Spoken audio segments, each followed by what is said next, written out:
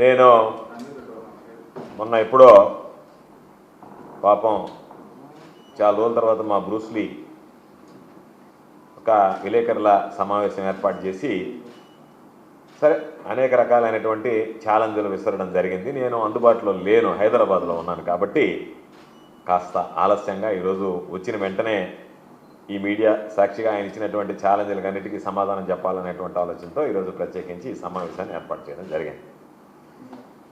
అంటే ఆయన చెప్పాడు ఇరిగేషన్ పనులకు సంబంధించి నేను ఛాలెంజ్ విసురుతున్నా ఏ విచారణకైనా సిద్ధమని.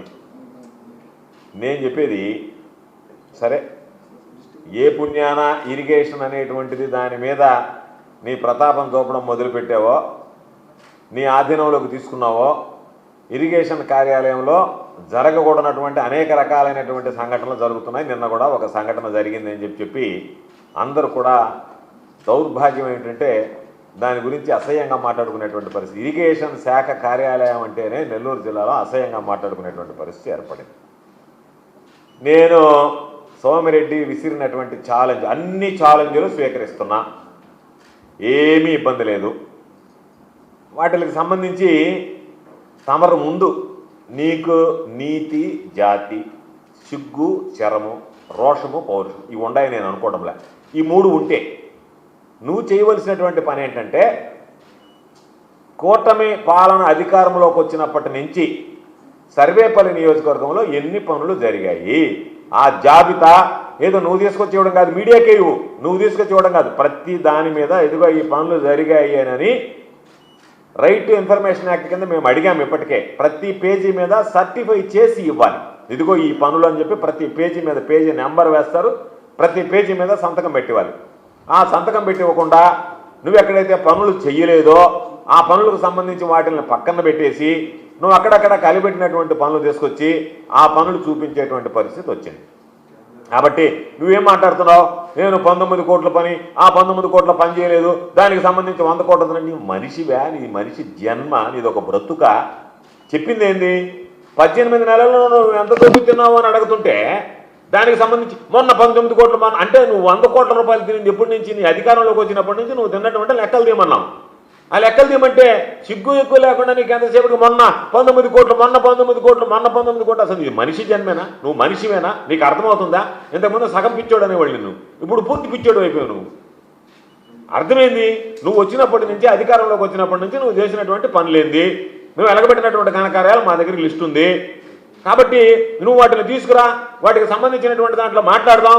ఈరోజు మేము అడుగుతున్నావు నిన్ను, ఆ పనుల జాబితా ఎక్కడుందో చెప్పమంటే ఆ పనుల జాబితా లేదు. కాబట్టి నువ్వు వచ్చినప్పుడు ఆ నుంచి పనుల జాబితా ప్రతి పేజీ మీద సంతకం పెట్టి ఈరోజు విడుదల చేసేటువంటి ధైర్యం, దమ్ము నీకుందా? ఇస్తే మీడియాకి సంబంధించి దానికి సంబంధించి నువ్వు చెప్పినట్టే మేమేమన్నాం, కనుపూరు కాలువ దగ్గర నువ్వు చేసినటువంటి పనులు పరిశీలించడానికి వస్తానని చెప్పాం. దాంట్లో ఏం తప్పులేదే. నువ్వు నీతిమంతుడు అయితే, నిజాయితీ పరుడు అయితే మేము కనుపూరు కాలువలో నువ్వు జరిగినటువంటి పనులు చూస్తామంటే హౌస్ అరెస్ట్ ఎందుకు చేశారు మమ్మల్ని? నీ అవినీతి భాగవతం బయటపడుతుంది కదా, నీ దొంగతనం, నీ డోలతనం ఈరోజు ప్రజలకు తెలుస్తుందని కదా నువ్వు ఆ రోజు మమ్మల్ని అందరినీ హౌస్ అరెస్ట్ చేయించింది. లేకపోతే కనుపూరు కాలువలో నువ్వు చేసినటువంటి అంత నాణ్యతా ప్రమాణాలు పాటించి నువ్వు పనులు చేసుంటే ఆ పనులు చూడడానికి మేము వస్తే నీకు వచ్చినటువంటి నష్టమో అభ్యంతరం ఏందో చెప్పు. దాన్ని పక్కన పెట్టి ఈరోజు లేదు నేను అట్ట చేశాను ఇట్ట చేశాను అని చెప్పి నువ్వు మాట్లాడటం కాదు. కాబట్టి పనుల జాబితా బయటకు తీసుకురా, ఒక 2 ఎక్స్పర్ట్లను పెడదాం. నీ పక్క నుంచి ఒక ఎక్స్పర్ట్ని పెట్టు, మా సైడ్ నుంచి ఒక ఎక్స్పర్ట్ని పెడదాం. దానితో పాటు ఈరోజు మీడియాని తీసుకెళ్దాం, మనం కూడా పోదాం. ఇప్పుడు ఈరోజు నువ్వు చెప్పావు నేను పనులు చేశానని, ఇల్లుంది, నేను కనసాయితో చదువుకున్నాను, నీ అంత పెద్ద ఇంటర్మీడియట్ లాగా చదువుకోకపోయినా నేనేదో మా తల్లిదండ్రులు ఇంజనీరింగ్ దాకా చదివించారు నన్ను. పోదాం, పోతే నీ దొంగతనం అంతా బయటపడుతుంది. చిగ్గనే ఉండాలి నీ బతుకు, నువ్వు బ్రతుకు. నువ్వు మాట్లాడుతున్నావు అది తీసింది, ఏం తీసింది? నువ్వేమనుకుంటున్నావు? ఇంత క్వాంటిటీ డీసీల్ట్ తీశాను అంటున్నావు. దా పోదాంతా ఈరోజు, ఇప్పుడు పోదాందా? కనుపుకార కాలువ దగ్గరికి పోయి నువ్వు ఎంబుక్ తీసుకురా.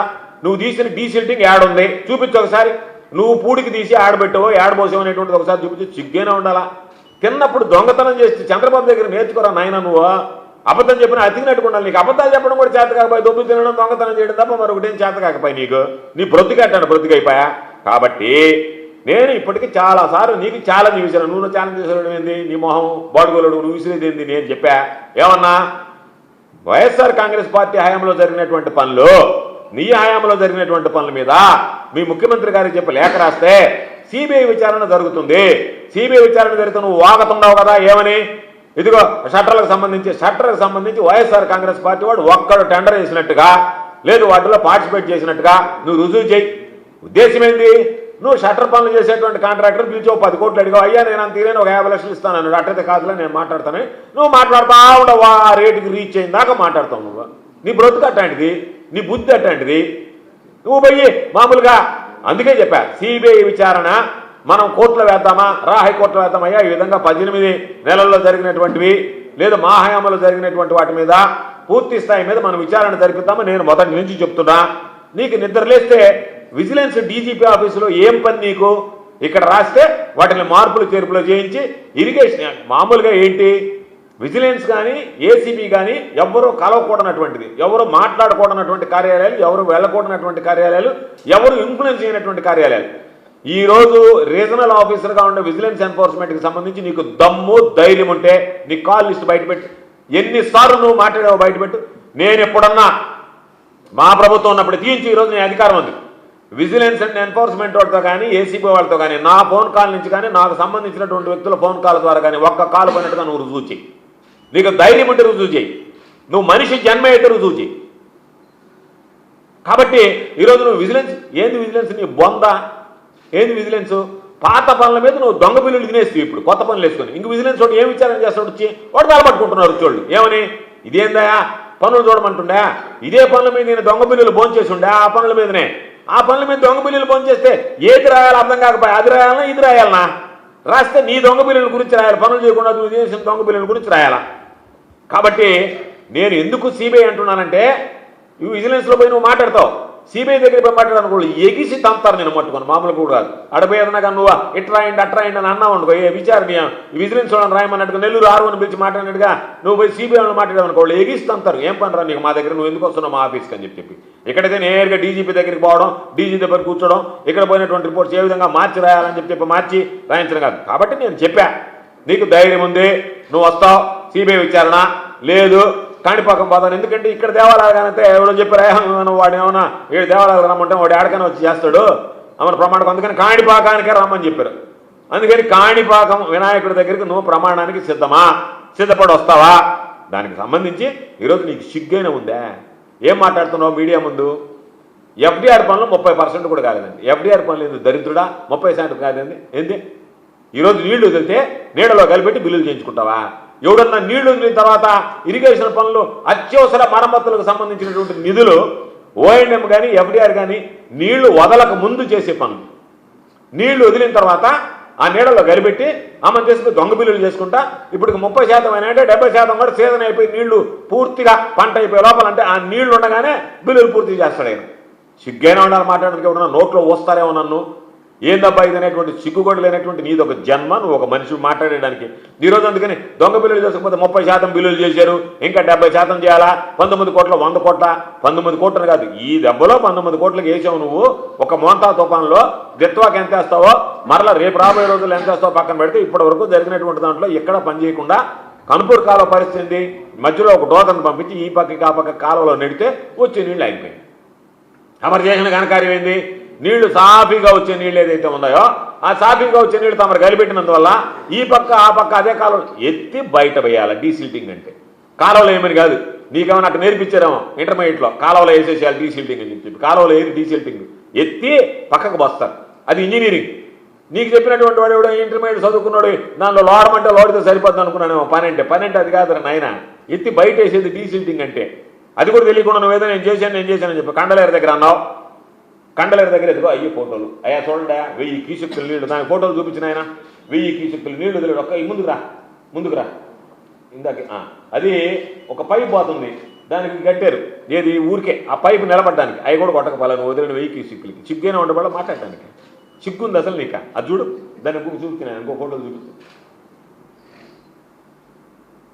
ఇవన్నీ ఈరోజు తీసిన ఫోటోలు అయినా 8/1/2026 దానికి ఏదో కొలిసింది ఎంత ఉందనేది, అది ఆయన తవ్వింది. దాంట్లో 1000 క్యూసెక్కులు వదిలినానని చెప్పి బిల్లు చేసుకున్నాం.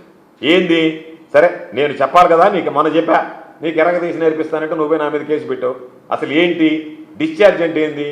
Area into velocity discharge. అంటే దాని గుండా ఎంత డిశ్చార్జ్ పోవాలంటే చదువుకు నీకు చెప్తా, నేను చదువుకో, ఎందుకంటే ఇప్పుడు నేర్చుకో. డిశ్చార్జ్ అంటే దాని గుండా ఎంత పోవాలా అని అంటే దానిలో వెళ్ళేటువంటి నీటి ప్రవాహము ఇంటూ దాని యొక్క విడ్త్ డెప్త్ ఏరియా అంటారు. కాలువ యొక్క వెడల్పు లోతుని ఏరియా అంటారు. ఆ ఏరియా ఇంటూ వెలాసిటీని లెక్కేస్తే ఎంత డిశ్చార్జ్ అనేది వస్తుంది. ఆ డిశ్చార్జ్కి సంబంధించి ఇప్పుడే ఎంత ఫ్లోమీటర్ తీసుకెళ్తే ఎంత వెలాసిటీతో నీళ్లు ఎంత ప్రవాహం ప్రవహిస్తున్నాయని తెలిసిపోద్ది. దాన్ని కొలిస్తే దాని ఏరియా వస్తుంది.